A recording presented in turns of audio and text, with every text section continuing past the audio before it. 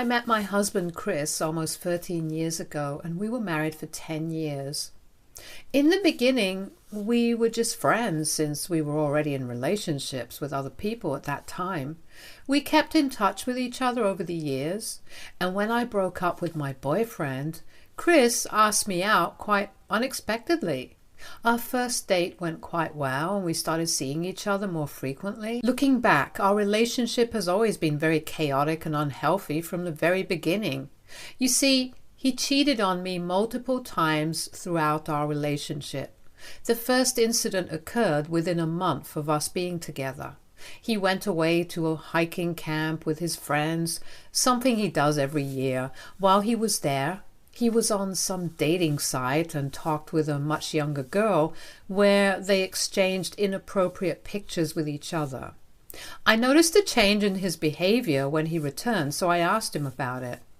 He was evasive, so I decided to investigate. This is how I found out that he was cheating with this girl online and saw their messages.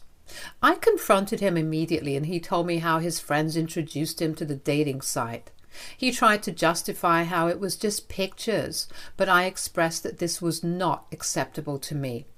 We had a conversation about our boundaries, and in the end I decided not to blow it out of proportion since our relationship was just starting. The second instance was when I discovered that he had continued to maintain contact with his ex-girlfriend throughout the first 4 years of our relationship. She would sometimes reach out to him every time she broke up with a new guy, and instead of blocking her or ignoring her, he would reply back to her and try to pacify her. When I confronted him about it, he justified this by claiming he was just giving her harmless advice, so I should not be upset about that.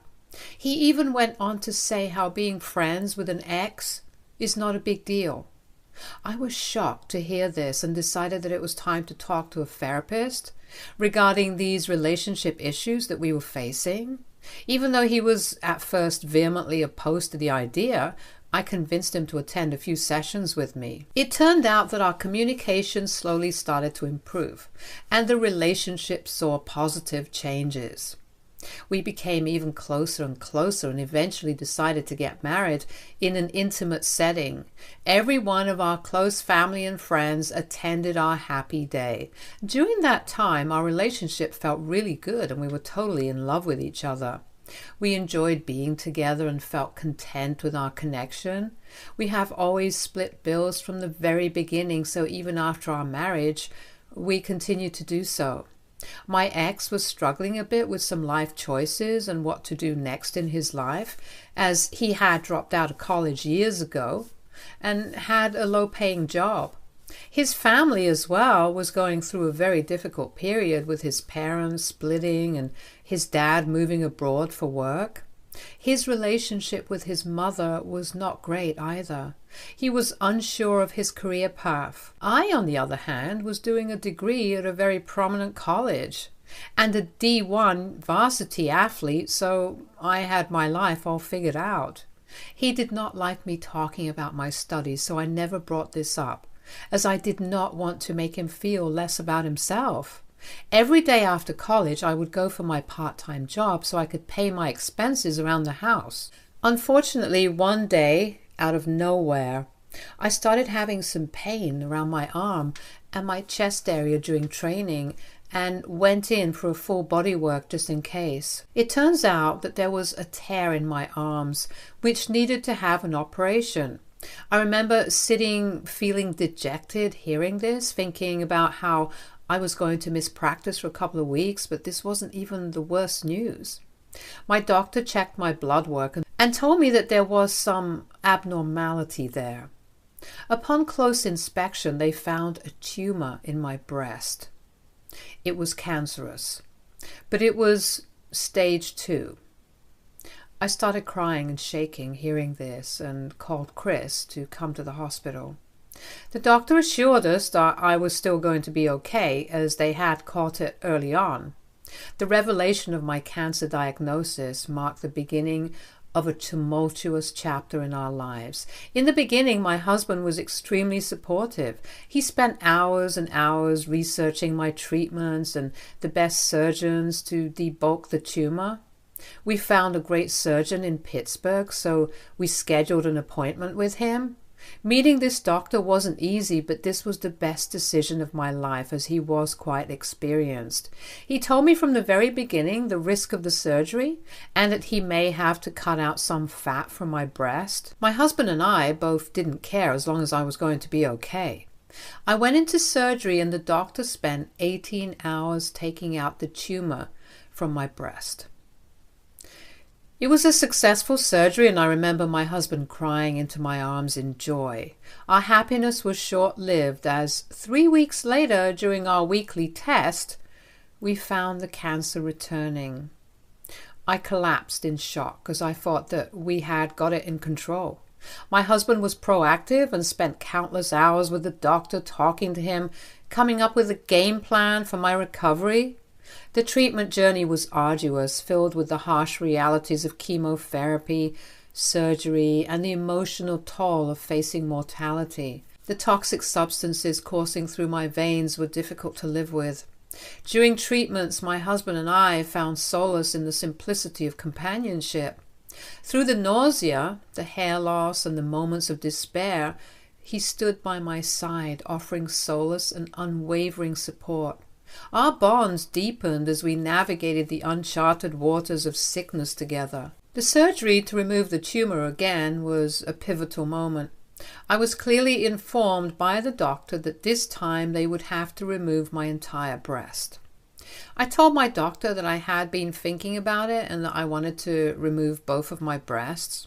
My husband and the doctor were shocked to hear this. My husband started to convince me that the tumor was only in my left breast, so I didn't have to remove my right, but I knew that I never wanted to go through this ever again in case the cancer spread to my right breast. As long as I had breasts, I knew that I would have to live with the fear that I might get this cancer back someday, and this terrified me. Obviously, I was angry and upset about it, but I knew that this was what I wanted. My husband was beyond upset, but this was not his decision to make. He tried to convince me several times before the surgery, but I stuck to my words. On the day I went in for surgery, my husband started to cry and begged me, saying that I didn't have to do this, but I told him that I needed to put myself first, so I was okay with my decision. Thankfully, the surgery went well. The prognosis, fortunately, was also optimistic, and as I emerged on the other side of treatment, I carried not only the scars of surgery, but also a renewed sense of self and an appreciation for the fragility of life. My parents, who had been dreading that there would be more bad news, finally had a chance to rejoice. I was officially cancer-free. Throughout this time, the only thing that had changed was my husband. He wouldn't look me in the eyes and could only speak in short words. I couldn't figure out what was wrong. It was like he had changed during the whole process, and it left me feeling confused and hurt. He started picking fights with me for no apparent reason. It was like he had this wall up, and no matter what I did, he wouldn't let me in. We used to be so close, especially during my treatment, but now it felt like he was pushing me away.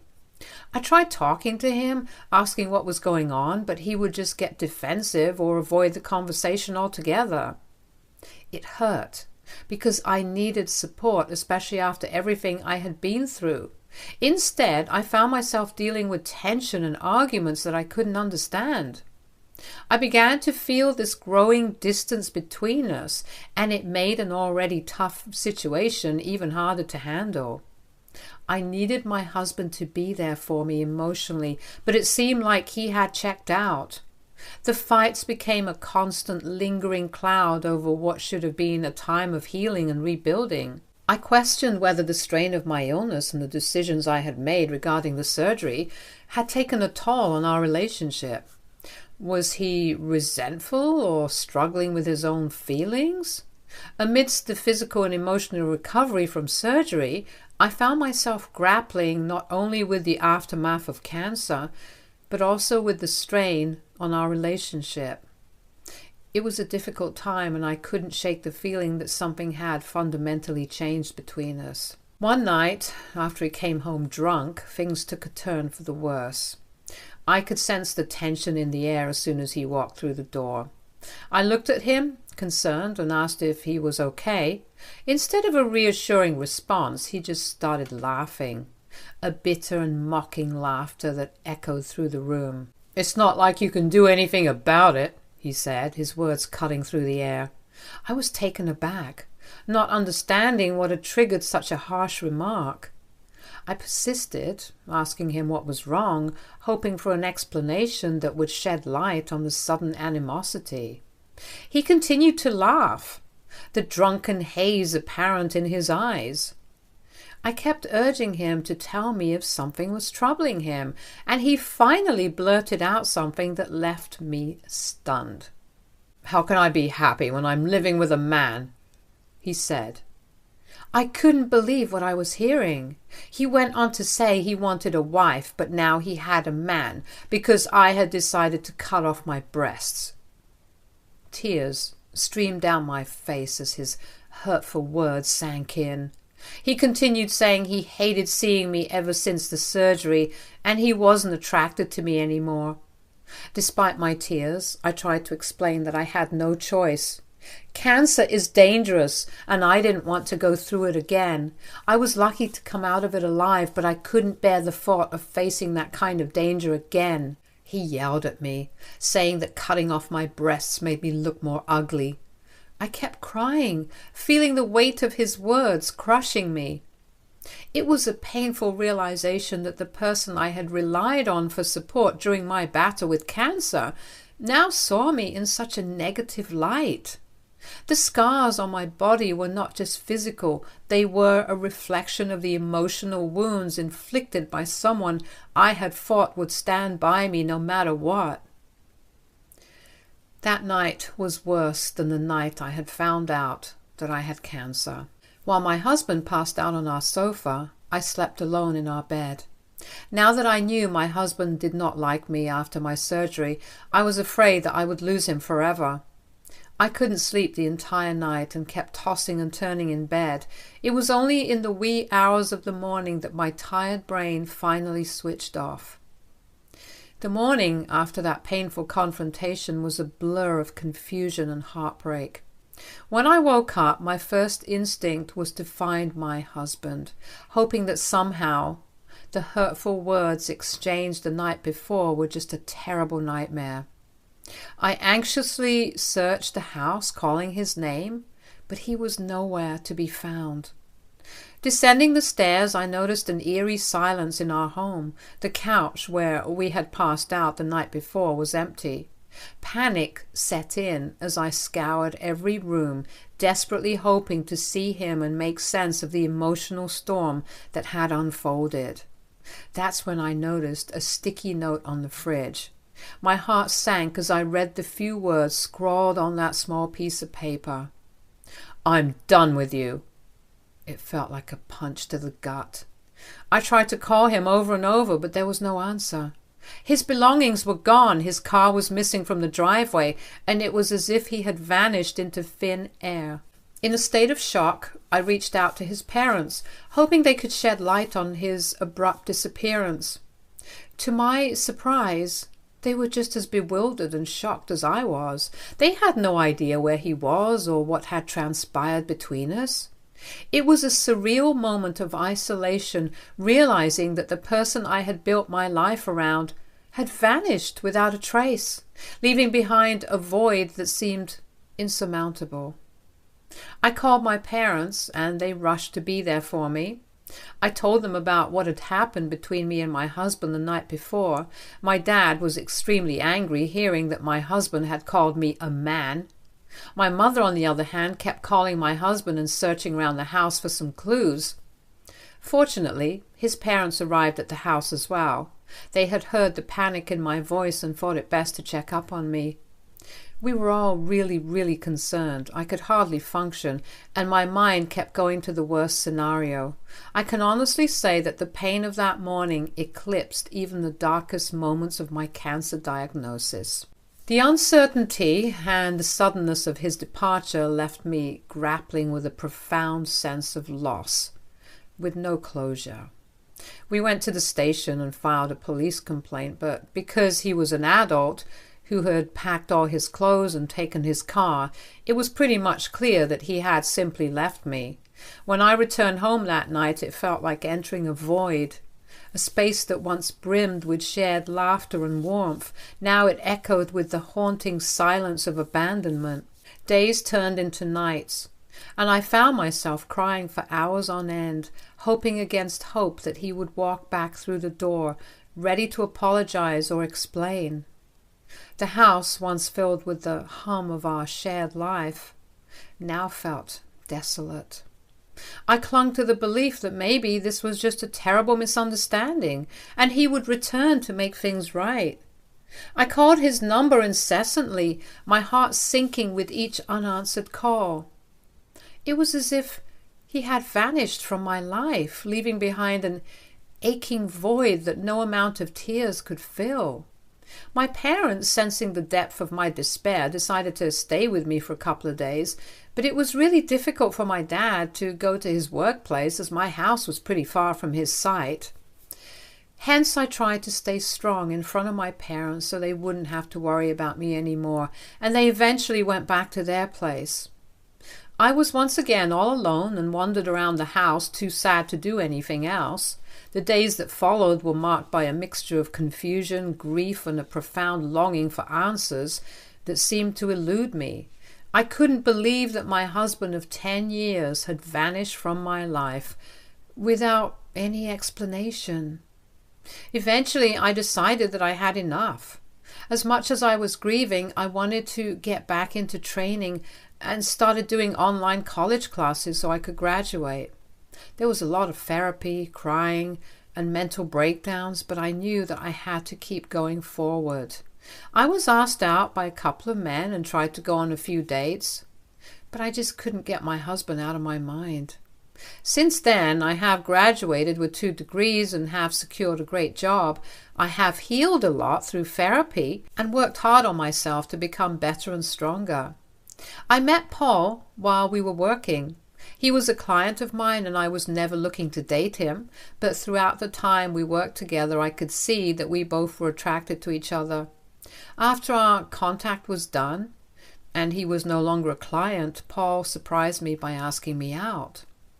I was flattered and eventually tried to decline his invitation, saying that I wasn't looking to date anyone, but he insisted on us going out for a coffee at least. That one meeting with Paul turned out to be a turning point in my life. Over coffee, we talked about our pasts, our dreams, and the challenges we had faced. It was refreshing to be around someone who listened without judgment, and I felt a connection that I hadn't experienced in a long time. Slowly, Paul became a source of strength and support, helping me move beyond the pain of my past. We shared laughter, dreams, and hardships. As our friendship blossomed into something more, I realized that there could potentially be a future with him. Paul's kindness, understanding, and genuine care helped me rebuild my trust in love. With his encouragement, I continued therapy, addressing the lingering scars and insecurities. It wasn't an easy journey, but his unwavering support made it less daunting. I realized that I was slowly but surely falling in love with him. When I first came to this conclusion, I remember feeling so guilty about it that I called up my mother and started to cry to her. My mother comforted me, assuring me that seeking happiness was not wrong, especially considering my husband had been absent for so many years without any contact. Taking my mother's advice to heart, I decided it was time to face the reality of my marriage. I reached out to my husband's family, who had always supported me and kept in touch with me. We had a tearful conversation where I explained my decision to divorce my missing husband. They understood that this step was necessary for my own well-being, as they had witnessed the painful journey I had endured. I met with a lawyer to navigate the legal process of divorcing someone who had been absent for so long. The lawyer explained the concept of a default divorce, a way to end a marriage when one party has essentially disappeared for years. It was a step closer towards closure, a necessary formality to officially and legally move on from this marriage. It took a bit of time, but eventually I was legally divorced from my husband. It was done and dusted, and I was confused about how I felt. On the one hand, I was legally single after so long, but on the other hand, I still felt guilty for divorcing my husband. Nevertheless, I decided to focus on my career and my relationship with Paul, who had been sweet and supportive to me throughout all this. Over the last 1.5 years, we have grown closer and closer. Paul is unlike anyone I have ever known. He makes me laugh in a way that reaches deep into my soul. His love is unabashed and genuine, and he never hesitates to show the world how much he cares for me. I have found an unfiltered happiness with him that has made me forget the pains of my past. My parents, who had been through the highs and lows with me, adore him as well. In Paul, I have discovered a partner who embraces me for who I am, scars and all. So when Paul decided to propose to me 3 months ago, I was over the moon with joy. It was a beautiful moment, one that felt like the perfect culmination of the love and support we had built together. As he got down on one knee, my heart raced with excitement, and the tears that welled up in my eyes were tears of happiness and gratitude. When I said yes, it felt like a declaration of not just love, but also of triumph over the challenges I had faced in the past. I couldn't wait to spend the rest of my life with Paul, the man who had brought light into my life. With the engagement ring sparkling on my finger, I couldn't contain my excitement. I immediately called my parents to share the wonderful news. Their joy mirrored mine, and we celebrated the upcoming union with laughter and tears of happiness. Paul and I wasted no time in starting to plan our wedding. Excited about the prospect of building a life together, the venue, the guest list, and the details of the ceremony became shared endeavors that strengthened our bond. Today's the day I'm about to get married to the man of my dreams. This is supposed to be a happy day here. I'm sitting in the washroom and crying as I type this. You see, the morning started pretty much normal. I spent the night at my parents' place as the bride and groom were not supposed to see each other before the wedding. Me, my mom, and the rest of the bridesmaid squad got ready at the house and drove to the venue. While I was busy with photo shoots with my bridesmaid, I watched my ex-husband's mom enter the venue. She looked around and spotted me. I gave her a polite smile and she waved back. She then walked towards my mother and started whispering something to her. I watched both of them head to a corner, furiously whispering to each other. 10 minutes later, my mother approaches me in the middle of the photo shoot and tells me that she has something to tell me urgently.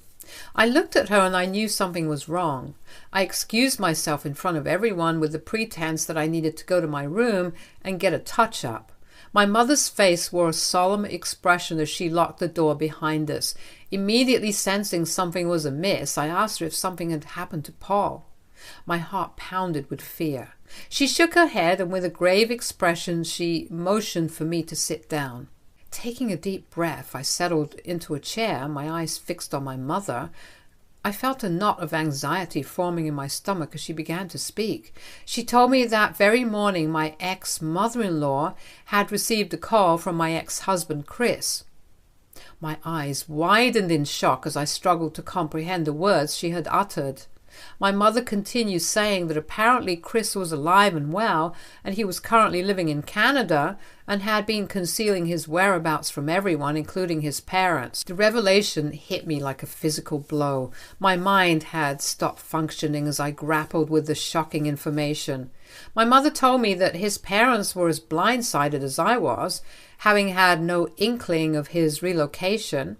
Only his older sister had been privy to this secret, as he maintained a close relationship with her. The reason Chris reached out to his parents was because he had found out that I was getting married and wanted to finally tell me the truth.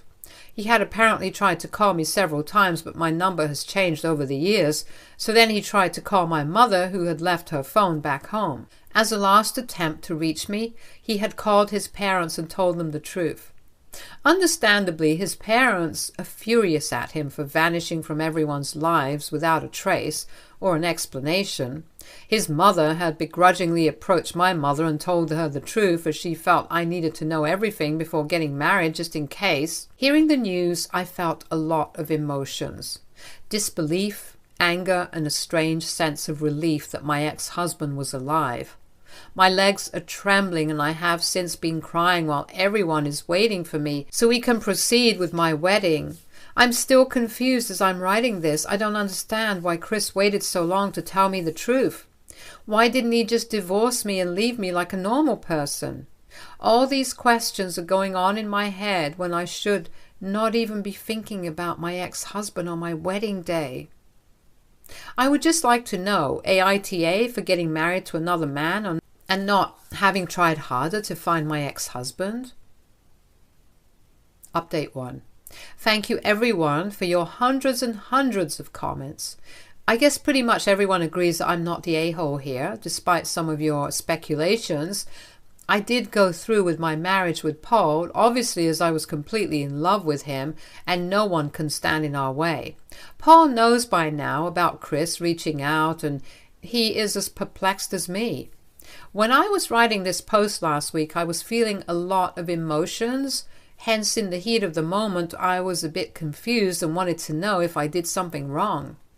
I understand now, with a clearer mind, after reading all your comments and talking to my family, that I don't have to spend another moment feeling guilty about Chris. I'm glad that I have moved on to a much healthier relationship with my now husband Paul, and we are very happy. Update 2. It's been a month since my last update. I had not contacted Chris anyway, but out of nowhere he ended up sending me an email to me talking about why he left and trying to justify himself. This is what he wrote. I want to start by saying that I owe you a sincere apology for disappearing from your life without any explanation or closure. Over the past 10 years, I've grappled with my decision and its impact on you. I want you to know that it wasn't an easy choice to leave you. I couldn't accept who you had become after your surgery, and I tried my best to stay. I never meant to hurt you, and I have since regretted my decision, but I was too embarrassed to come back and beg for forgiveness. I sincerely hope that life has treated you well in all these years. You deserve nothing but happiness, and I hope that you found it, especially in your second marriage. I understand if you harbor resentment or anger towards me. I would love the opportunity to talk further to provide the closure you rightfully deserve. Please feel free to respond when you're ready. I'm here and willing to listen. Wishing you peace and happiness, Chris. When I received Chris's email, a mix of emotions washed over me. I felt a sense of disbelief and anger at his audacity to reach out after so many years. Uncertain about how to process this unexpected communication, I decided to share it with Paul.